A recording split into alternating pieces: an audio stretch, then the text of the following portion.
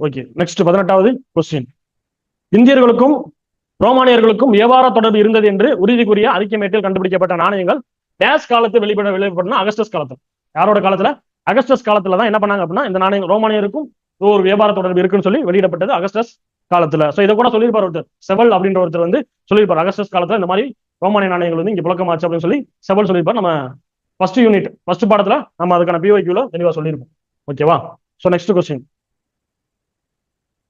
Okay, so ஒரு பொறுத்து கொடுத்துருக்காங்க. அகலாராய்ச்சியங்கள் மாவட்டத்துடன். மாவட்டங்கிறது ரொம்ப முக்கியம். நீங்க படிக்கிறப்ப மாவட்டம் என்ன, அது யாரை பத்தினது அப்படின்றத டீடைலா என்ன பண்ணிக்கோங்கன்னா படிச்சுங்க. ஒரு சின்ன இன்ஃபர்மேஷன் கூட விட கூடாது. அடிக்கடி சொல்லி பாருங்க, ஈஸியா ஞாபகம் வந்துடும். ஓகே, கீழடி சிவகங்கை. ஓகேவா? பொற்கை என்னது? தூத்துக்குடியா? தூத்துக்குடி. தூத்துக்குடியில வேற என்ன இருக்கு? ஆதிச்சநல்லூர், சிவகலை எல்லாம் தூத்துக்குடி தான். கங்கை கொண்ட சோழபுரம் என்னது? அரியலூர்.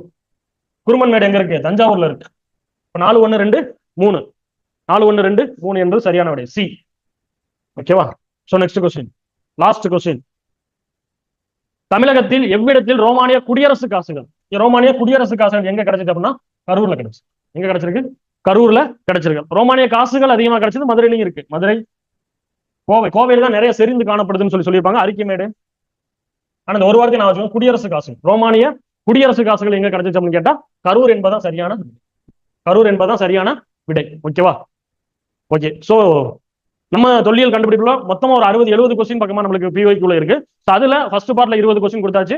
அதை பார்க்காதவங்க ஃபர்ஸ்ட் பார்ட் என்ன பண்ணிக்கோங்க, பாத்துக்கோங்க. சோ செகண்ட் பார்ட்ல ஒரு 20 கொஸ்டின் டீடைலா என்ன பண்ணியாச்சுன்னா எக்ஸ்பிளைன் பண்ணியாச்சு. சோ அடுத்து தேர்ட் பார்ட்ல அடுத்த ஒரு 20-25 கொஸ்டின் நம்ம என்ன பண்ணலாம்னா ஒரே பார்ட்டா பார்த்து முடிச்சிடலாம். ஓகே, தொடர்ந்து சப்போர்ட் பண்ணுங்க, லைக் பண்ணுங்க, சப்ஸ்கிரைப் பண்ணுங்க. சோ உங்களுக்காண்டி அடுத்த வீடியோவை நாங்க கண்டிப்பா கொடுத்துக்கிட்டே இருக்கோம். Okay, thank you. அடுத்த வீடியோவில் சந்திப்போம்.